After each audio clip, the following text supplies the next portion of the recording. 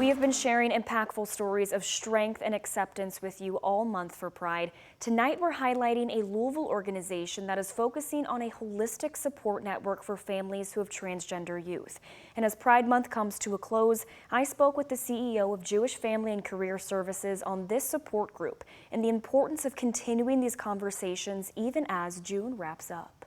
Supportive doesn't mean perfect. During a time when transgender youth across the nation are facing uncertainty, It's a complicated process, and it's also complicated for the parents. a Louisville organization is giving them and their families a space to feel safe. Jewish Family and Career Services started the Parents and Caregivers of Transgender Children support group back in 2022. There were no such support groups for the parents. JFCS CEO Dr. David Fink says the group was a response to the lack of support networks for caregivers of transgender children on the local level. Meeting with other parents who are going through similar struggles and are learning how to do it right and how to be supportive to their youth was really affirming for them, especially when there's so much hate around. Kentucky Senate Bill 150, legislation that specifically targets transgender youth in the state, passed over a year ago. The bill bans access to gender-affirming health care and restricts the bathrooms transgender students can use. Opponents deem Senate Bill 150 one of the most extreme anti-trans bills in the nation. There's clear messaging when laws are being made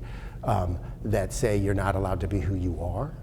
And who you see yourself as being, that it's hard to balance that. The 2023 U.S. National Survey on the mental health of LGBTQ young people found that 1 in every 3 LGBTQ people said their mental health was impacted negatively due to anti-LGBTQ policies and legislation like Senate Bill 150. The same study reports that less than half of queer young people were in a supportive home. The research shows that youth who identify as transgender are at higher risk for homelessness, for mental health issues, for suicide, and that a key component to that is are they embedded in a family that is able to be supportive. JFCS has around 30 members participating in the support group. Different families sort of go through those phases at different paces, giving caregivers a space to lean on one another through their own transitions and uncertainty. We have to think about the whole picture and the whole family.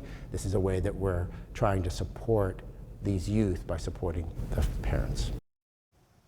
If you or someone you know is struggling with mental health, help is always available. You can call the National Crisis Hotline with using the number right here on your screen. That's 988, where someone is available 24/7.